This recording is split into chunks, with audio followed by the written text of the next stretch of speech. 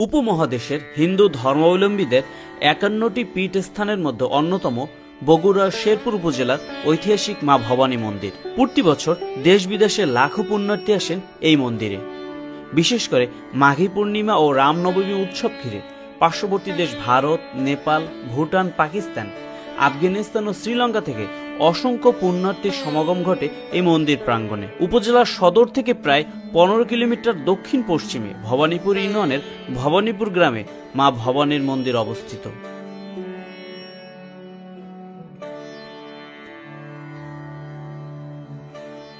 মাতৃমন্দির মহাশক্তির ৫১টি পীঠস্থানের মধ্যে অন্যতম। কালিকা পুরাণ অনুসারে দক্ষ যজ্ঞে দেবী সতীর স্বামী নিন্দা সহ্য করতে না পেরে দেহত্যাগ করেন। সতীর প্রাণহীন দেহ স্কন্ধে নিয়ে দেবাদিবের মহাদেব প্রলয় নৃত্য শুরু করেন। সেই মহাপ্রলয় নৃত্য থেকে বিশ্ব ব্রহ্মাণ্ড রক্ষাকল্পে স্বয়ংভূ বিষ্ণু সুদর্শন চক্র দ্বারা সতীর প্রাণহীন দেহ ৫১টি খণ্ডে বিভক্ত করেন।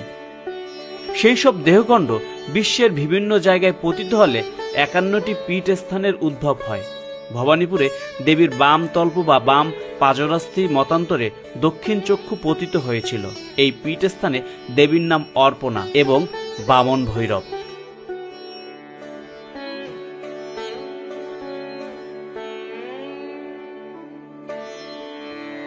প্রাচীন এই মহা তীর্থক্ষেত্রের বর্তমান মন্দির অবকাঠামো নাটোরের রানী ভবানী কর্তৃক অষ্টাদশ শতাব্দীতে নির্মিত হয়। জমিদার প্রথা উচ্ছেদের আগ পর্যন্ত নাটোরের ছোট তরফ এস্টেট এই মন্দিরের যাবতীয় ব্যয়ভার বহন করত। জমিদারি প্রথা উচ্ছেদের পর সরকার নাটোরের ছোট তরফ এস্টেট অধিগ্রহণ করেন এবং দেবত্তর এই মন্দিরের ব্যয় নির্বাহের জন্য এনুইটি নির্ধারণ করেন। নাটোরের রানী ভবানী এস্টেট কর্তৃক দেবত্তর ১২ বিঘা জমির উপর এই মন্দিরের অবকাঠামো স্থাপিত। প্রাচীর বেষ্টিত মন্দির চত্বরের মধ্যে রয়েছে দক্ষিণমুখী মূল মন্দির, বামেশ ভৈরব শিব মন্দির, অপর ৩টি শিব মন্দির, ভোগ পাকশালা, এটা প্রায় ৮০ ফুট দৈর্ঘ্য এবং ৩২ ফুট প্রস্থ নাট মন্দির, ২টি অতিথিশালা, বাসুদেব মন্দির, গোপাল মন্দির, নবনারায়ণ সেবাঙ্গন, শাখারি পুকুর, ২টি স্নানঘাট, বেষ্টনী প্রাচীরের বাইরে ৩টি শিব মন্দির এবং একটি পঞ্চমুণ্ড আসন রয়েছে।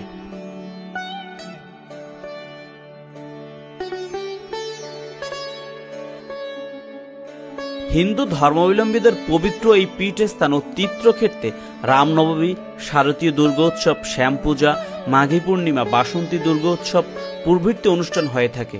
এসব অনুষ্ঠানে প্রতি বছর দেশ বিদেশের হাজারে হাজারে পুণ্যার্থী এই মন্দিরে সমবেত হয়।